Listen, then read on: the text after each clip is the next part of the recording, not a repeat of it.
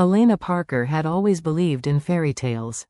A successful interior designer in Austin, she met Ryan Caldwell, a charismatic software engineer, at a friend's engagement party. Their connection was instant, intense, and all-consuming. Within a year, they were married in a picturesque vineyard surrounded by close friends, family, and promises. Elena remembered every detail: the golden sunset, Ryan's trembling voice as he said his vows, the way he wiped a tear from her cheek before kissing her. But 6 months after their wedding, Elena found herself rewatching their wedding video, not for the joy, but for something much darker. It started with a flash. While editing clips to create an anniversary montage, Elena noticed a background scene: Ryan in a hushed, too-close conversation with her cousin, Kira. She zoomed in, froze the frame. It looked innocent, if you didn't know Ryan. But Elena did. She remembered how he'd gone quiet every time Kira's name came up. She couldn't unsee the touch on the small of Kira's back, the lingering eye contact, the smirk. Was it just her imagination? She told herself not to spiral. But once the suspicion took root, it grew like wildfire. Elena began rewatching every video, every photo, looking for signs. And she found them. Too many smiles, too many whispered moments. Curiosity turned to obsession. Elena began paying attention to every interaction. Then one night, when Ryan left his laptop open, she clicked into his synced iMessages. Deleted threads. But recovery software brought them back. Hundreds of texts. Between Ryan and Kira. Flirty at first, then suggestive, then explicit. The worst part? The timeline.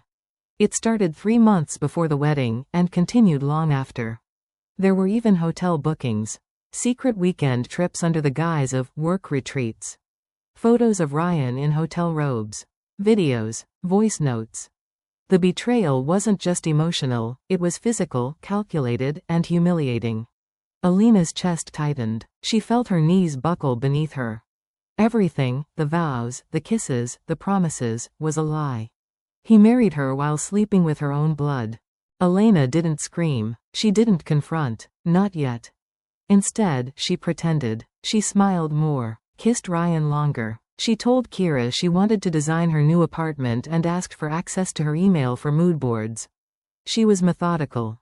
She collected screenshots, downloaded messages, even bugged their living room using an old nanny cam hidden in a bookshelf.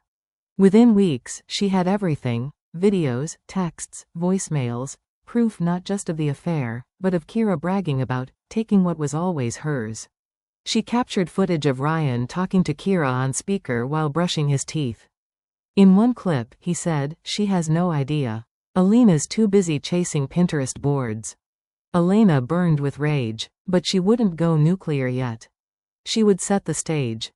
It was her idea to host the Parker family's annual reunion that year. Everyone gathered: cousins, aunts, uncles, grandparents, all in their backyard under string lights and catered warmth.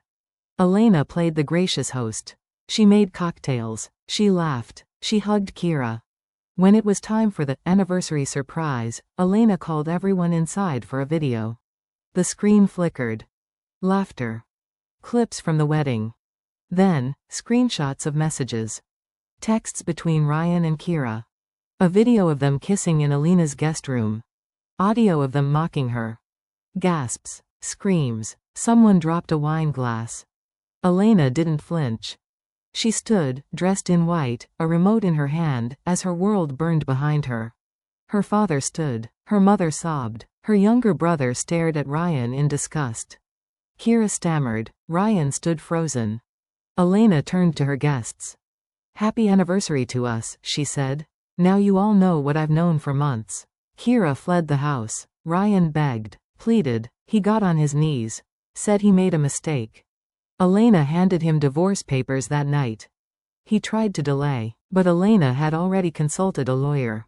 The evidence was damning. Ryan lost everything: his reputation, his circle, even his job after it leaked online. She never looked back. Within months, Elena moved to a new city, started her own design firm, and gave interviews about reclaiming self-worth. Her story went viral. She became a symbol of grace under betrayal. She was invited to speak at women's conferences. Her Instagram doubled in followers. People admired how she exposed betrayal with poise. And Elena? She found joy again. In her work. In quiet walks alone. In knowing she chose herself. She never heard from Ryan or Kira again. She didn't need to. Her story was already being told, on her terms. 1 year later, Elena launched a line of home decor called Twisted Vows. Each piece came with a message of empowerment. Customers loved it, not just for the quality, but for the story behind it. My home used to be a place of lies. Now, it's filled with intention, she said in one interview. She hosted a gallery event displaying pieces inspired by her heartbreak. Shattered mirrors turned into art, twisted metal turned into candle holders, broken plates into mosaics. The event sold out. Among the crowd, a woman approached her, teary-eyed. Because of your story, I left a man who made me feel small. Elena smiled. Then every tear was worth it. He married me for the image. But I exposed them for who they really were, and turned their betrayal into my rebirth.